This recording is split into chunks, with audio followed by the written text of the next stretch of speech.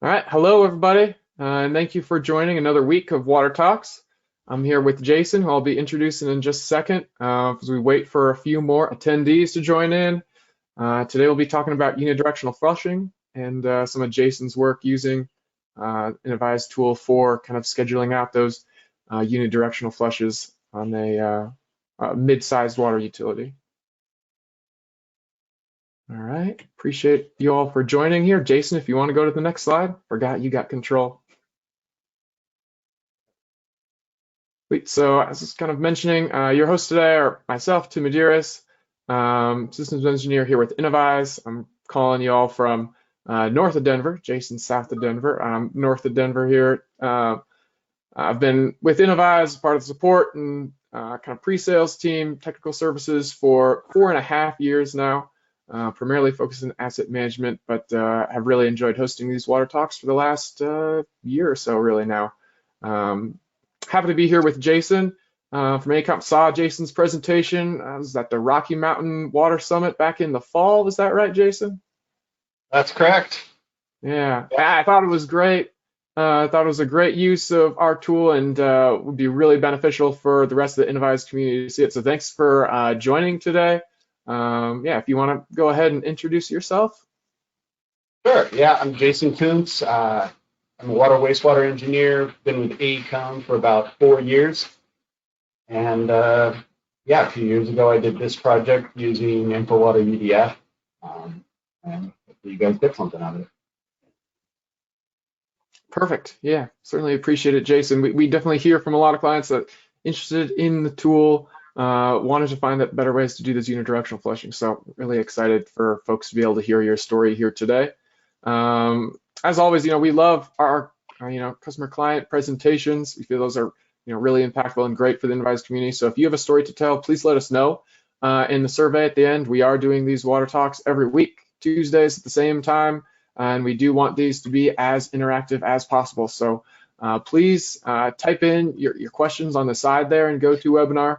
We really want to, Jason's got a lot of great material to present, of course, but any questions you have, we want to make sure we get to those, if not during the webinar, for sure, following up with you all after. So with that, I guess the last other thing to mention is we do have a number of other client presentations coming up. In 2 weeks, we'll be doing some Ruby scripting and ICM, and then we'll have 3 weeks in a row of presentations and looking at storm sewer flood modeling using InfoWater ICM from around the world. So stay tuned for those. A couple of them are already on the website, I think, if you want to register for those.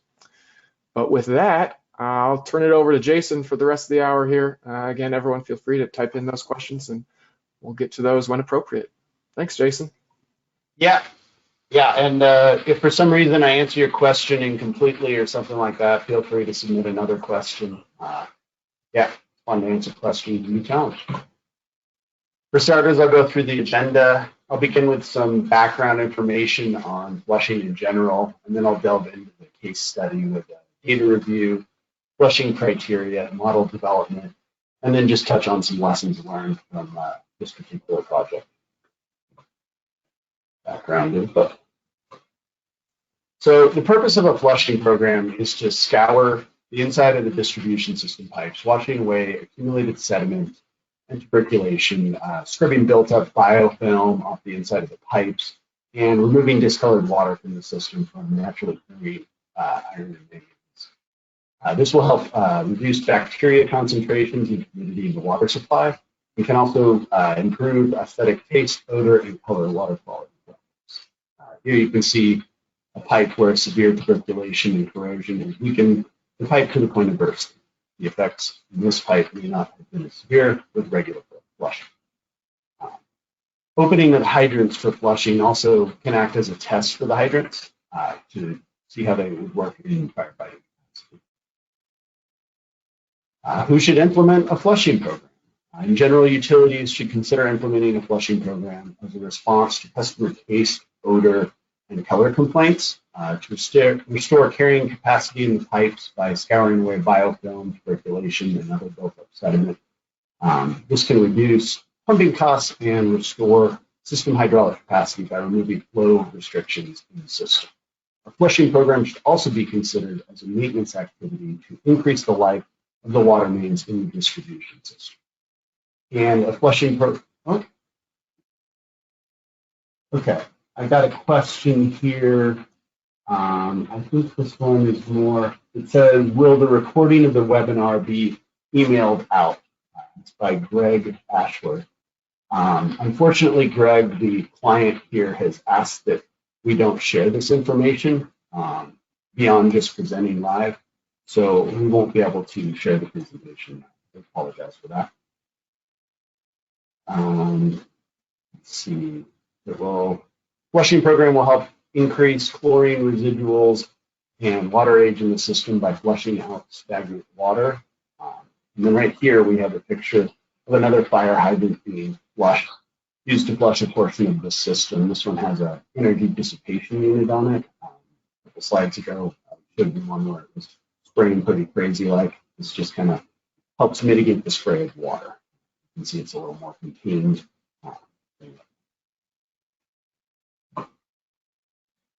So here you can see a figure depicting conventional flushing. Hydrant is opened in the region, and all the pipes are allowed to flow naturally out of the hydrant at 1500 GPM. Now you can see you can flush a lot of pipes without too much effort with this technique, but you're going to get some low flow velocities. You can see this pipe has velocity of 3.4, but up here you have 0.3, and here you have 0.4 foot per second. You might be able to increase some of these velocities by increasing the flow out of the hydrant here, but doing that, you'll either have very high velocities in some of these pipes right next to the hydrant. It cause some problems too. So you're going to get less scouring from the lower flow velocities by not controlling the flow direction. In this figure, you can see the benefit of the unidirectional flushing. By closing these valves here, here, here, and here, you're going to channel the flow through the hydrant. This is the same flow, 1500 GPM. You can see each of these pipes has a velocity of 6.1 foot per second, which is ideal, really. You kind of typically want at least 6 foot per second to really flush the pipes. And you can see that this higher velocity flushing and better scouring is achieved with the same 1500 GPM flow from the hydrant. So doing this, you can actually use less water overall for your flushing of the distribution system, because it's a little more stepwise and focused approach. You use your water a little more intelligently. So this leads us to unidirectional theory. Let me go back, I just got a question. What size mains are we looking at from Ibarra? Here, I don't know offhand what they are. I could calculate them. This is just kind of a concept diagram. It's not really supposed to convey exactly. They're ideally the same size as the other. Jason, just to let you know, you can keep going with the presentation. I'll try to bundle up the questions for you and let you know when there's a good point for you. All right. Okay. Yeah. Feel free to keep going. Go for it. So unidirectional theory. Closing of valves and opening of hydrants is going to create one-way flow through the force. Using a schematic stepwise approach, you can start with the clean water source, usually a tank, and then you isolate the zone to be flushed so that it's not going to be pulling water from other zones, which may or may not have been flushed yet. Then you proceed outward in the system in the clean water source, opening and closing valves as necessary. The hydrants can be throttled to achieve the high velocities that will remove the sediment and biofilm. And you monitor the effluent water quality at the hydrants so you know when you're flushing them. By doing it this way, you can actually use less water, as I mentioned before. Now we'll move into the case study, beginning with the data review. So here's a map of the utilities distribution system. Well, there's a resident population here of just under 8,000. There's a yearly tourist population of about 600,000. The location is in Utah, and It's very mountainous here, which explains why there's 23 pressure zones, because each one of these 19 tanks is on top of a hill. The total pipe length in the system is about 130 miles. So to start, we collected and reviewed a lot of data for the project. This included getting a copy of the existing calibrated water distribution model, various GIS files, including stormwater infrastructure, fire hydrants, and system valve and pressure drain information. We also received an inventory of utility-owned flushing equipment. This client had previously conducted a unidirectional flushing program, and they just wanted to update it with a more efficient sequencing. We also conducted an inventory of known issues regarding inoperable valves, stormwater drains, and water quality failures in the system to identify high-need areas and potentially more fragile infrastructure in the system. Then we gathered location of critical customers and large users in the GIS format. And then we looked at their previous UDF approach and sequences as a baseline. We reviewed their existing stormwater best management.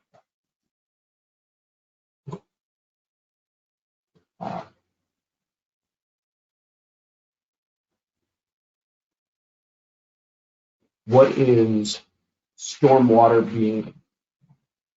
BMPs? Gentleman Cummings is asking the question. I think this would be kind of the typical way they would handle stormwater. A lot of the different elements they'd have in their city to kind of control the stormwater flow. Does that answer your question, or are you asking more broadly what best management practices for stormwater are?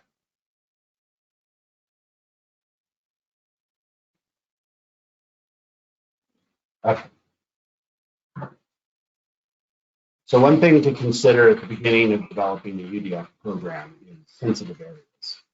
Some considerations in your flushing program that you should include are critical areas where the flush volume could impact the stormwater infrastructure. If there's not as much stormwater infrastructure, or if it's capacity limited, then you might want to consider flushing from more hydrants in the area, less water from more hydrants, or you might just flush from different hydrants. Another concern would be in velocity limited areas, where you have a concern about the infrastructure being flushed at high velocity, such as near a hospital where a drop in pressure can cause serious concerns with the quality of care of patients. We also need to think about sensitive hydrants, where old infrastructure is more susceptible to failure. This would mean limiting the velocity in these areas, or even flush from a different area. Now we'll go into the flushing criteria. This table shows the flushing criteria we use to evaluate each sequence in this project. The flushing velocity and shear stress were selected to effectively scour the pipes. Somebody's saying I sound quiet and my mic may be cutting out. I'll try and talk a little more loudly. Hopefully that will help. But let me know if it continues, and I'll try and find another option. Maybe use the computer mic instead of my webcam mic. This table shows the flushing criteria used to evaluate each sequence. I'm repeating myself. I already talked about the shear stress and the velocity, which were selected to maximize the scouring of the pipes. The volume and length were selected based on the zone and what the stormwater infrastructure and or the operators were comfortable pulling through the hydrant. Pressures were selected to minimize disruption to the customers in the system. And then the minimum lateral diameter was just a function of time.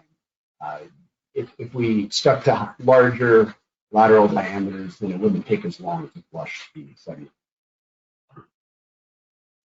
The finished water quality criteria is used for each sequence and shown in this table. The aim was for 2.5 pipe turnovers, or volumes of pipe for the segment, which would result in a turbidity of less than 2 NTU and a chlorine residual of less than 1. It was periodically tested to make sure that this criteria was correct based on the number of turnovers, but the software bases the calculations on the number of turnovers. And note that another utility might require a different chlorine residual than 1 milligram per liter. In sensitive areas, the best management practices can be used to mitigate the impacts to sensitive areas. So some of them were administrative controls, where we minimize the flush volume in critical areas by flushing at every hydrant, limiting the flushing velocity to 6 foot per second in areas identified as velocity sensitive, and then avoiding sensitive hydrants. I think this also goes back to a question I received a little earlier. So we're delving a little further into that. Next, you could implement engineered controls. A short-term solution might be to have a hydrant discharge to water tanks, say a 3,000 to 4,000 gallon tank, or long-term consideration might be targeting improvements of the drainage system. Sorry about that. Note that for this project, while we looked into some of these engineered controls, we didn't actually implement them. We just used some of these administrative controls.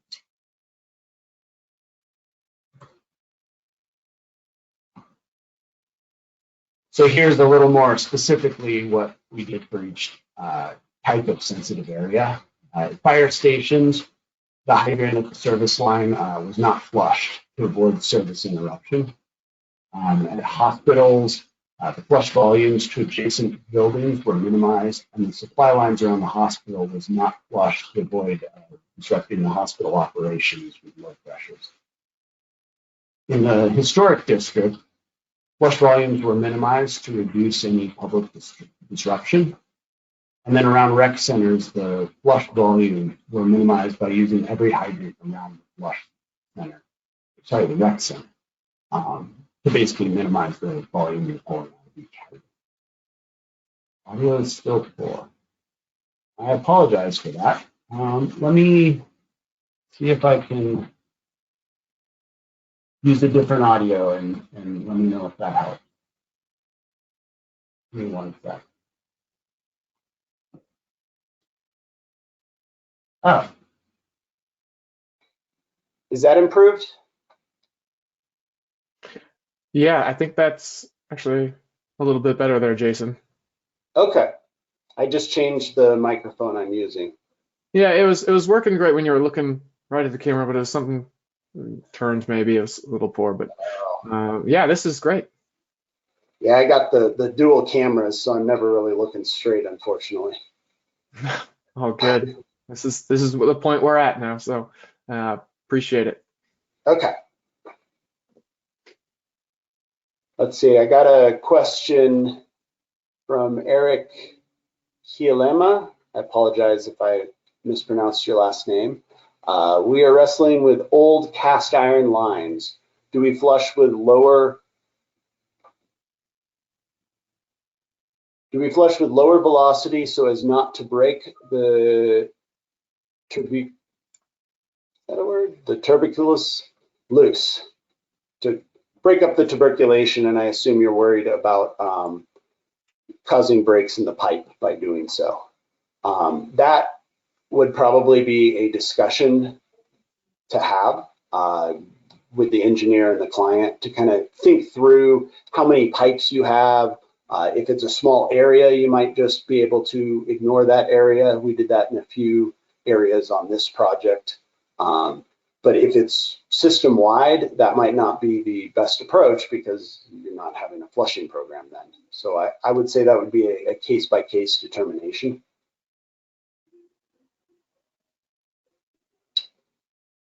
And you got one more there.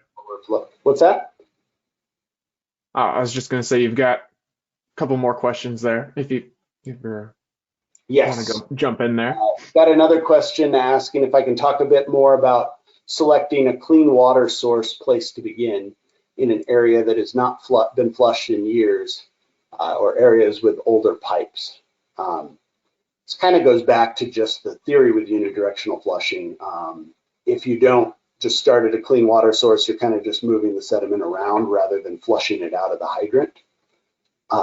So we would usually start at a tank, and then you do the first segment to a hydrant from the tank. You're assuming the tank is clean, and then you flush that segment, and then you can kind of move from there to the next hydrant or several hydrants depending on the spacing. So you don't exceed your flush volumes or your total pipe length criteria, and you just keep going. And then you'd have the system isolated from the rest. And I will delve into this a little further, but yeah, let me know if I missed your question a little bit or if that answers it. I have another question saying, considering the target NTU is 2.0, what was the initial starting NTU? And why 2.0? My location in Arizona, this is a high number.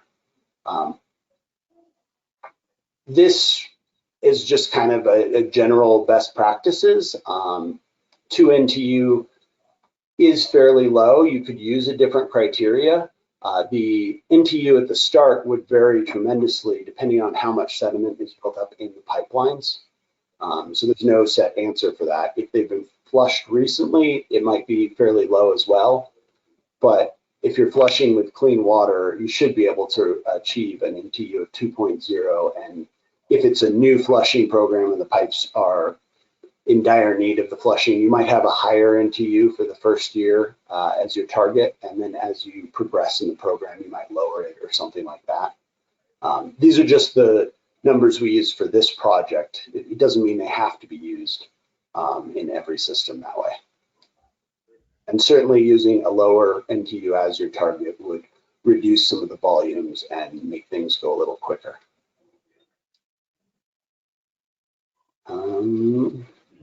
Let's see, I think I finished this, so I'm going to move on to model development, which I think this is actually going to feed into some of the questions I've been getting. So InfoWater UDF, which was used in this case study, uses InfoWater elements for the pipes, tanks, and pumps, and then uses imported GIS elements for hydrants and valves, which are used for flushing. You're likely to have a lot more hydrants and valves in the system than you have in your InfoWater model, because they're not going to be necessary for to evaluate the operation of the system, but they're necessary to develop the unidirectional flushing sequences. And together, these two elements form InfoWater UDF. The first step in the UDF model is to determine when the flushing will occur. This will usually be selected to be done in the fall or spring when the system demands are the lowest. That way you're going to impact the water pressure in the system the least. Next, you're going to come up with the modeling assumptions. Here we used a hydrant lateral diameter of 6 inches, a roughness of 120, minor loss of 1.5, and a nozzle diameter of 2.5. This resulted in an orifice flow coefficient of 0.9 and an emitter coefficient of 168. But these are kind of to determine how long you're going to have that hydrant open. You can also throttle these the hydrant so that you get a lower flow, so you achieve the velocity you're looking for. We calculated for different nozzles on the hydrant, the big pumper or one of the smaller side ones. But in the end, the client ended up using just throttling the valve and measuring the flow to achieve the target velocity. So here's an overview of the flush zone in the case study distribution system. Each one of these colors is a different set of flushing sequences. They're either complete zones. If they were small or medium-sized zones, we generally did an entire zone, but some of them were too big to do in one run, either because the tank was too small or because there just wasn't enough time in a day. So to develop the flushing sequence, the first sequence is used to isolate the flush zone from the rest of the distribution system. This is accomplished by closing a bunch of valves and ensure it's hydraulically isolated. As I mentioned previously, this is to make sure you're not pulling dirty water from another zone or flushing zone that hasn't been flushed yet. So it's just to make sure you're pulling from that clean water source. Then the valves are opened and closed so that the flushing continues from the clean water source, usually a tank, as I mentioned before, and then from pipes that have been previously flushed, so that you're always flushing from flushed elements to unflushed elements in accordance with the flushing criteria you've established for a given program.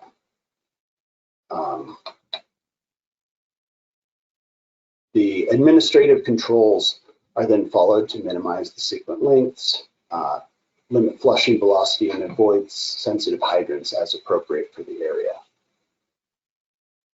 Okay, I have another question asking if the diffusion device reduces the velocity in the pipes when the flushing, or will it change the orifice coefficient? Let's see. It shouldn't.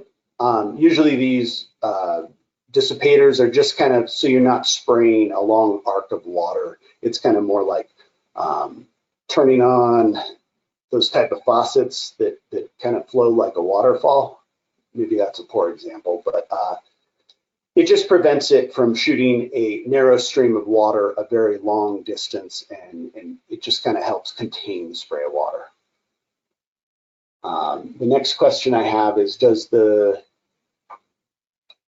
let's see, InfoWater UDF asks for a fixed flush volume manually in gallons, but that depends on the pipe size, and we look at volume in terms of pipe turnover, multiples of a pipe. Is there a way to automate this somehow? Let's see if I understand this question. Ask for a fixed flush volume. The flush volume is not fixed. The number of turnovers is fixed. So for a given segment of pipe, I suppose it's fixed, in this case 2.5 times, but it does factor in the different pipe sizes. So you will get different velocities within a sequence. So if you flush one segment of pipe and it has 3 different pipe sizes, you will get different velocities in each pipe size, but usually that's okay. You're more looking at the lowest and the highest to make sure you're not getting really, really high velocities or really, really low velocities. And if you are, you might have to flush more frequently to make sure you're not getting those extremes. So I guess to answer your question, is there a way to automate this somehow? That's kind of one of the features of the software, is it helps automate it.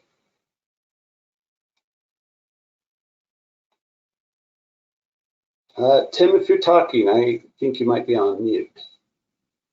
Sorry there. I was just going to say, Doug, if you have any kind of further questions, happy to take those offline or reach out to Innovize support as well there. Yeah. Thanks, Jason.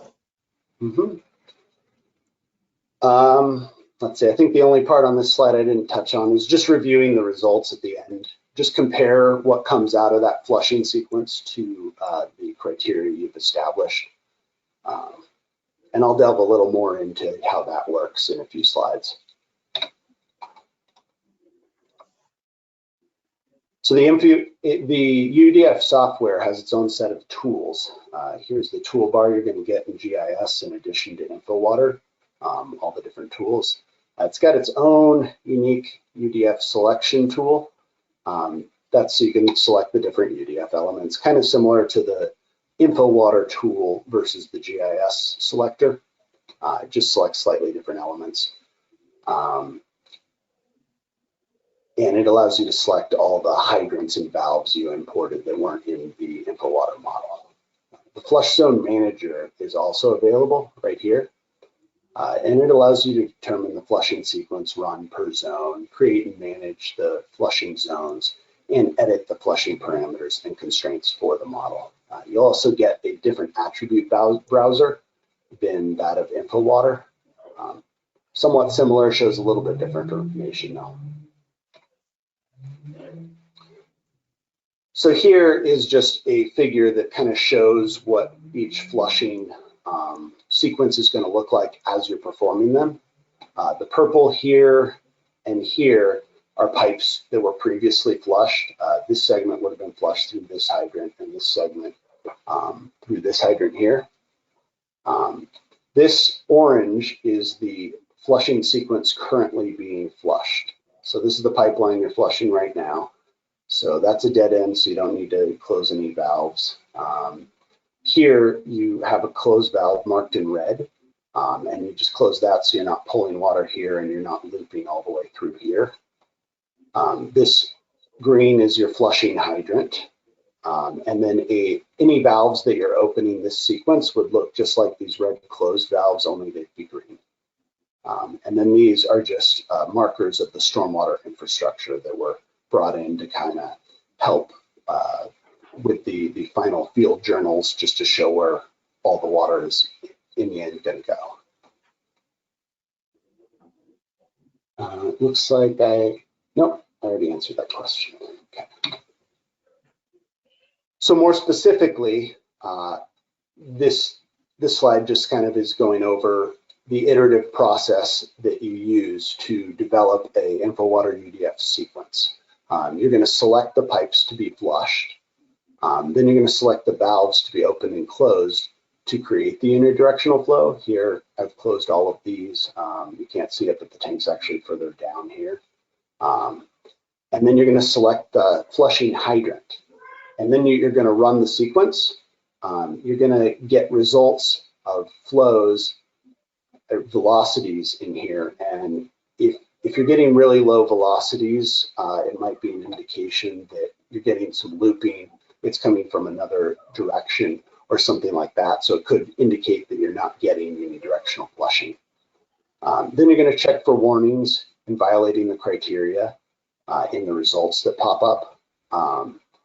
And you're just going to kind of compare the results to what your criteria is. You can set the warnings so that they draw your attention at different points. Okay.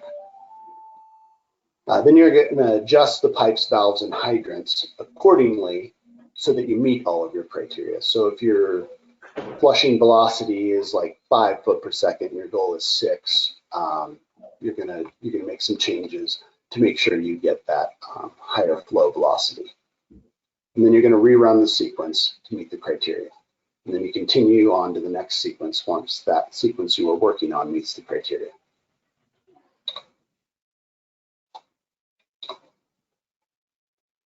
So this is the summary of the entire UDF program for this utility. In total, we had 518 sequences for a total flush length of 630,000 feet. Average flush sequence was about 1,200 feet, and the total flush volume was 5.7 million gallons, with an average flush volume of about 11,000 gallons. Total hydrants used were 622. The total valves closed were 356, and the total flushing time, or the time water is coming out of the hydrants, would be a total of 66 hours. So obviously it's going to take a while to do that. And one of the benefits of the software outputs available is a basic statistical summary of a flush zone, as shown here. After you run an entire zone, you'll get this pop-up, and at times the software might show some unusual outputs that didn't quite look right. It's still somewhat of a new software, so I think this is pretty normal. Minor glitches. It wasn't anything that affected me in a major way, but it's something to be aware of. If something doesn't look right, it could be that it isn't right. And when it did happen, they reached out to Innovise. They have pretty good product support, and they helped me troubleshoot the problem and find a workaround while they worked on solving the root problem. And hopefully, me telling them about these issues, they improved the software. As we went along, it seemed like the software got better. Let's see.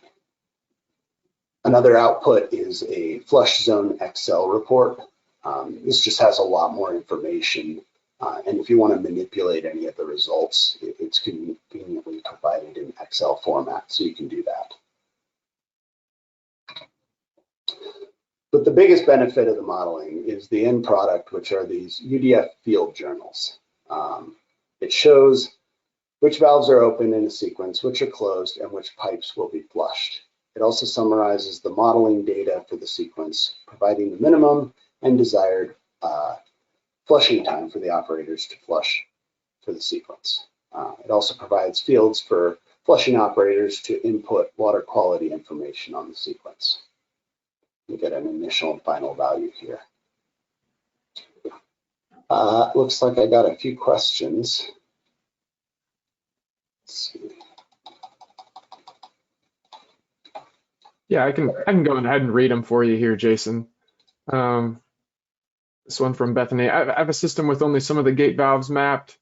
Is it necessary to get all the gate valves mapped with elevations, or can we drop them in by hand? Are the elevations necessary? Were they necessary for you to run the UDF tool on the valves there?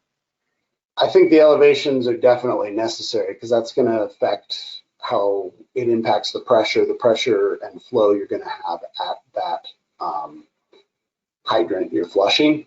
The gate valves, it isn't necessary to get all of them, but the fewer you have, the more limited your options in isolating a run of pipe to flush. So really, the more you get in there, the better. If you drop them in by hand, that's going to take a really long time. I think in this medium-sized system, there were like thousands of valves. I mean, you could. In the end, that's kind of how you get them in GIS in the first place. So I suppose, yeah, you could do that. But it might be a better option if you are hiring an engineer to help you, is to have your operators do some of that and then have the engineer help from there, because you don't want to pay us to do that. Yeah, I will say too, the software does have tools to help you infer elevations and then place those on, all of your point kind of objects within InfoWater, so you can infer elevations and kind of get an estimate, at least from a background raster or something like that. So just one other point there. And generally, you just bring in the valves and hydrants, and then it has some tools to auto associate them with the pipes and stuff. Mm-hmm. So it can help improve things, make you more efficient. The next question is, can you run the UDF program from the field as an app or service, or do you need the full workstation? Yeah. You can't run it. Oh, you want to take this, Tim? That's probably I can go ahead and do that one for you, Jason. Yeah, the UDF program works as an extension of our InfoWater or InfoWater Pro software. So Jason, by the way, Jason's showing everything in ArcMap. We do have the UDF program available in InfoWater Pro for ArcGIS Pro now. So it is an extension of that kind of base package. So it does have that prerequisite of either ArcMap or ArcGIS Pro. So yeah, that full workstation. And I would agree with Delmond here, who says Innovize has great support. That's always a nice thing. I do. Always. Thank you. Let's see, another question. When closing the valves to obtain the desired flushing velocities, were any customers without water on the adjacent streets during the flushing? Well, that's kind of where the minimum system pressure criteria comes in, to make sure that doesn't happen. So when you run a sequence in the software and you get a residual pressure of 5 psi, that doesn't meet the criteria, so you change things around so that it's a much higher. I think our pressure was 30 psi we were aiming for. So, ideally that wouldn't happen. We didn't get feedback from the client that that was a problem, so I don't think that was an issue. Yeah, that's something it'll flag. The software will flag in your criteria if you've got a sequence that's doing that for some reason. Mm-hmm. Another question, is it possible to change the scale of the map on the printouts? You can set minimum or maximum scales for the printouts, but some of the longer runs of pipe, or like here where it's a short run of pipe, it's zoomed out like this to make room for all of these valve operations you're doing. So you could recreate this artificially by running the same flushing sequence twice. It only captures these closed valves the first time you do it. Then it just shows them as closed if they're in frame. And opened ones, after the sequence, they are actually opened. They're no longer shown. So short answer, yes, but it has some practical limitations because you want to show all of the valves that you're operating. Next question. We have found that flushing in the field requires about 3 times as much water and time as the theoretical model. And that's flushing at 6 feet per second. Have you seen similar issues? I have not. I will admit I haven't physically done the flushing. Usually I've just created this package of field journals for the client, and then they've come back with any feedback they want us to change the sequences on. I didn't get any comments related to the flow not matching. I would be curious about that. I'm not sure what would be causing that. I wonder if it's perhaps an input error or something like that in the model. I don't know what would cause that. That seems like a huge discrepancy. Yeah. Again, that's another one. Randy, happy to answer your question, support@innovise.com, and see what might be going on there. Maybe it's a scenario or something might be using, but yeah, happy to look into that for you. Yeah, most of our operator feedback was just, things that looked efficient in the model that turned out not to be efficient in the field for the operators. And I actually have a slide on that a little bit, so I'll hold off delving into it. Let's see, another question here. Which scenario is proposed for simulation? Is the flushing recommended to be applied during maximum day demand scenario, average day demand, or during minimum night flow to prevent public disruption? Well, that is a great question, and it kind of depends on when you're doing the flushing. Ideally, you're not going to be doing this during max day demand. That would be a difficult time to maintain the pressures in the system. So that's kind of why when we operated it, we shot for like spring or fall when the flows in the system in general are going to be a little lower.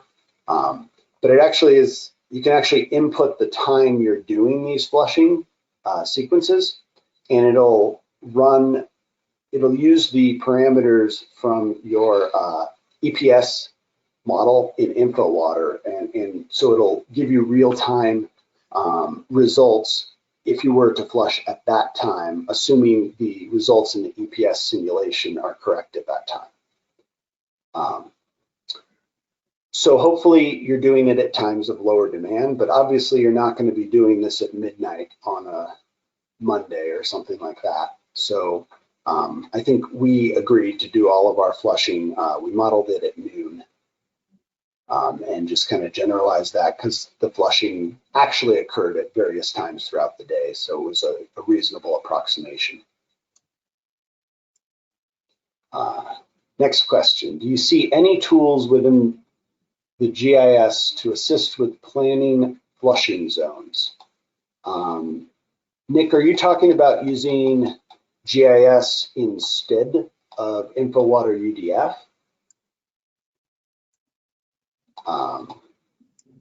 There's a lot of questions. Okay. Well, Nick, I'm not 100% sure I understand your question. But if you're asking about GIS instead of InfoWater UDF, there are ways to do that. It just requires a lot of extra work. Like most things, you improve usability and you lose a little bit of flexibility. So by using InfoWater UDF, you can't do literally anything you want with the flushing program. It has some constraints, but those constraints bring with them a little more user friendliness and make it easier to do the flushing program. And I'm not sure how you would accomplish both, but AECOM, not myself specifically, but other people at AECOM have conducted flushing programs using GIS because the client wanted a different format for the reports or something like that. So there are ways to do it. They're just, they require you to do a lot more front-end work, creating some sort of equivalent to the UDF software. And I think that actually those systems we did that wanted a different report output format, they actually still used InfoWater to analyze the system. So next question, and Nick, feel free to submit another question if I didn't fully answer. The next question is, are you able to change the output result units on the field journals? I believe so. Tim, could you speak to the different output formats that are available? Yeah, I mean, I imagine they match exactly what the outputs you're using in InfoWater as you've set them within InfoWater already. So there are a number of different outputs they can convert to just within InfoWater gallons per minute, metric, whatever you want to do. So I think they just match what's in your base InfoWater software. Okay.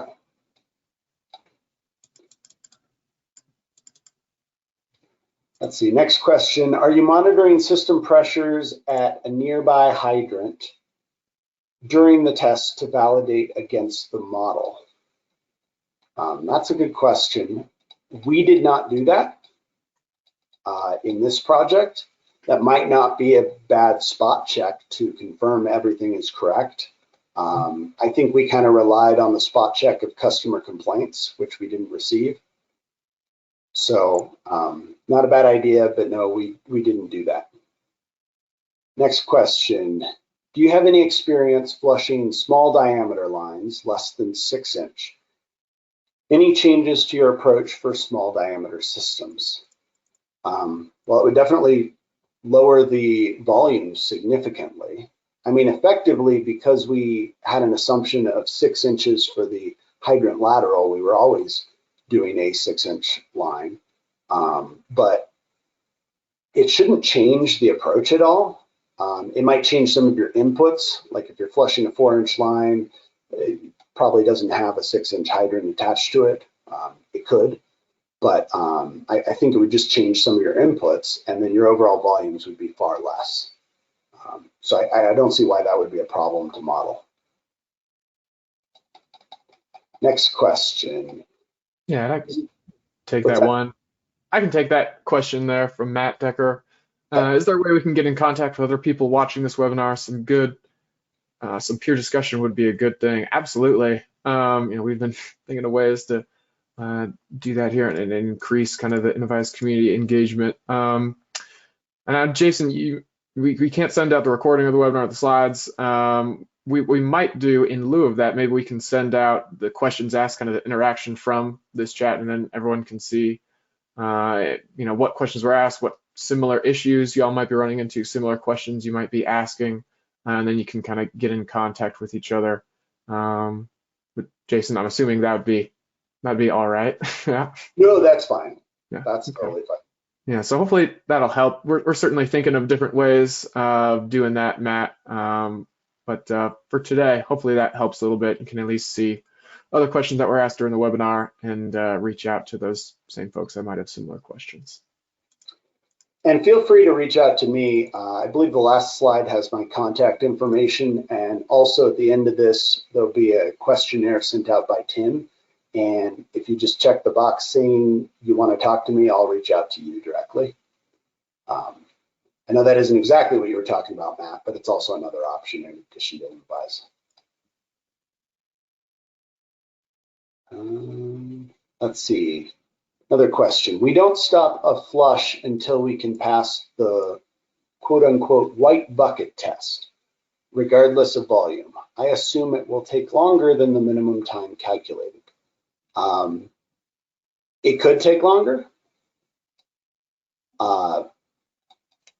but there's a lot of assumptions in the model. If you have a lot of built up tuberculation or something like that in your pipes, then you're actually getting higher velocities than it is going to indicate in the model, because it's not assuming you have a reduced volume because of buildup sediment or corrosion. But I'm not 100% sure what this white bucket test is. So maybe Doug, if you could clarify that, if what I just said did not address your question, that'd be helpful to me. The next question. Well, why don't you go ahead? Just we got 10 minutes left here, so go ahead and finish up and lessons learned. I'm sure everyone will appreciate that, and then we can review all the questions at the end there. That works okay? Okay. Thanks. So you get a package, all these field journals, one field journal for each sequence you run. So some of the things we learn is, model efficiency isn't the same as field efficiency.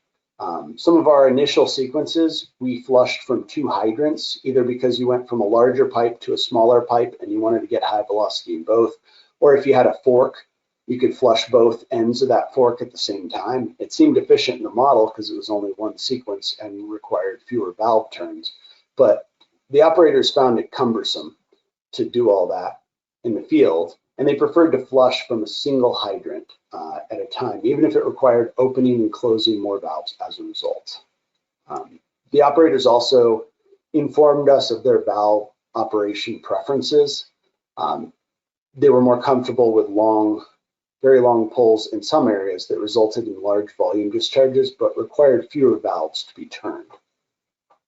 And then some of the hydrants in the model turned out to have smaller than expected laterals, so the flushing hydrant for that sequence needed to be changed just so the operators could be a little more efficient and flush things more quickly. Then the InfoWater UDF software fortunately provides a lot of flexibility to make these changes. So most of them, we could take their feedback and quickly make the changes and print them a new set of field journals for either to redo the flushing zone or for the next year. So it's a little more streamlined. We were also asked to add some sequences to the model to flush in new development areas. This wasn't quite as easy because the new developments weren't in our model. So that required a lot more work. So I'd highly recommend that if you're going to do this, that you update your InfoWater model prior to constructing the UDF model. That way you don't have to update one, import it again, and kind of do the whole process from scratch. And then just a reminder that there are many sequence approaches that will work for each flush zone. There's not one solution that is the only one. So you can change things around to accommodate the client very easily. But it also needs to be balanced with the flushing criteria. So, some changes can't be made. And sometimes there are operators, after they did the flushing, they asked us for changes, but because it violated the criteria, we kind of pushed back on that and urged them not to. And eventually we kind of came to an understanding. We did deviate from the criteria in some instances where it wasn't practical, but for the most part, we stuck with it. Okay, so I'm going to go back to the questions since we're on the question slide now. Perfect. Let's see, where was I? Let me see if I can make this chat box bigger. That might be part. Sorry about this. Yeah, I think the last question we left off on was, Bart, is it possible to export the results from UDF to shapefiles? I don't believe so. That is an interesting question. I don't believe you can do that, though. Tim, do you know if that's possible? I could have swore that was possible. It was good to definitely let you take that first for a second here. I really, yeah, I mean, you can publish results directly to ArcGIS on Rhino. Everything is, if you have your, whatever scenario you're currently looking at within InfoWater, whether you're using UDF or not, if you join all layer tables, you can always take those results that are then in your GIS and export out those results to a shapefile. So yeah, I've actually got support on the chat right now saying, yes, it's certainly possible. You can definitely export out those results to a specific actual UDF folder. So yeah, good question. Okay. Yeah, that's a good question. That's good to know. We didn't end up doing that. I haven't encountered that request, but yeah, now that you mention it, it does make sense that that would be possible. Okay. So next question. Also, when the field personnel are flowing a hydrant, they need to have a pitot gauge to let them know they're achieving the flow out of the hydrant. Yes, that is essentially what our client did. We had all these. We calculated the amount of throttling required for the hydrants to achieve the flow, but in the end, they just measured the flow and throttled as necessary, which honestly is a much more efficient way to do it. So yeah, but I think that's probably the normal way to do it for operators. Someone asks if we could start a Teams chat. I suppose that would be helpful. Tim, maybe that's a way to collaborate. What's that? If everyone had Teams, yeah, we'll definitely think about how we can do that better during these water talks. We've got the chat at the bottom. I don't know. I just typed in there if folks want to post something in there during the talk, but yeah, well, we'll have to think about that for future talks here. Thanks, everyone. Yep. Next question. I might have missed this, but is there some type of EPS model run for 9 minutes? I don't think I understand. Okay. No, I think you already kind of answered that earlier, where yes, the UDF model is based on a EPS run, during a kind of a normal flow kind of situation, which would be typical of when you'd actually be flushing the pipe. So hopefully, Russell, that answers your question there. But feel free to clarify. Yeah. Yeah, it wouldn't have the granularity of a minute by minute change, but it would get you in the ballpark of what the actual demand is at that time. Let's see. Oh, Doug's clarifying. When you fill up a white bucket and if it's yellow, keep flushing. Okay. Well, this is another option to check the flushing instead of using measuring the NTU, or more cumbersome, measuring the chlorine residual. So that seems like a good option. It would be interesting to correlate that with NTU to see if you're going further.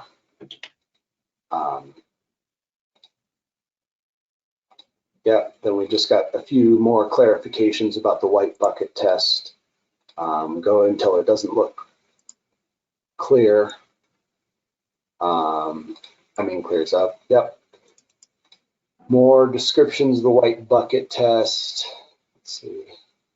There's one in here. That was pretty good. A good question. How many times a year would you recommend flushing, or did you end up recommending to this particular utility? We had them flush. I believe they were flushing different portions each year.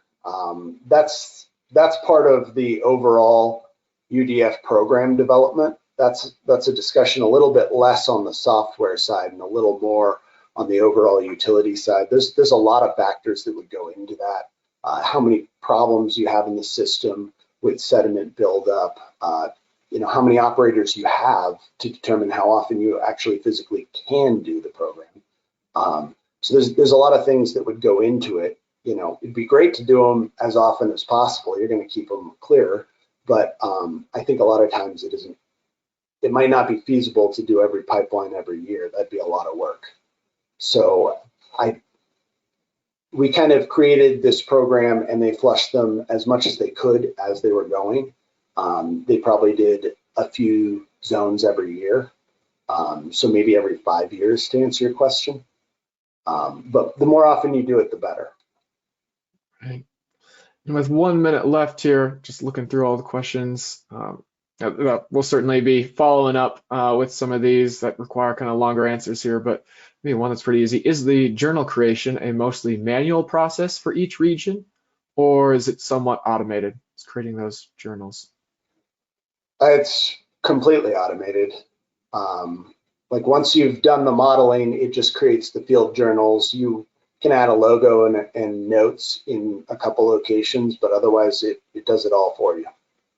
Yeah, certainly a powerful feature that I know a lot of the InfoWater UDF users out there really appreciate. That, I guess maybe one more question in here if people are willing to stay a minute over time. You already kind of answered this one. How customizable is the field journal? You can add a logo. I think there are a couple other maybe resizing things you can do there, but for the most part, it's pretty automated, right, Jason? Yeah. If you want it to look completely different, you're probably going to have to go to a more manual approach. That's pretty much what it looks like. Here, I can go back.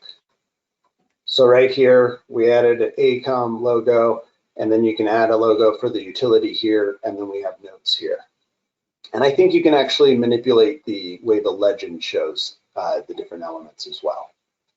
But otherwise, you know, in terms of it being one page, which to be fair is quite convenient, and then the valves to close, it'll show them in parentheses they're already closed, and open just tells you what to do. By making it less customizable, it's a lot more automated. So, you know, can't have everything, unfortunately. Someday, we're getting there. Well, thank you, Jason. Thank you, everyone, for joining. Like I said, we'll be sending out the kind of discussion, all the great questions. Thank you, Jason, for taking the time to answer all of those. Yeah, if you want to connect with certain folks, please let us know. Again, we'll be sending out the kind of Q&A with email so you can kind of discuss amongst yourselves further. But yeah, really appreciate the discussion. Anything you want to leave us with, Jason? Just please reach out with any questions. This is my email right here. I'm always available. Reach out. We can schedule a meeting if you want to talk more than just a quick email question. If you want to discuss potential of doing the UDF program, pretty much anything, please reach out. Perfect. Well, thank you, everyone, and have a great rest of your Tuesday. Thanks, Jason. Thanks.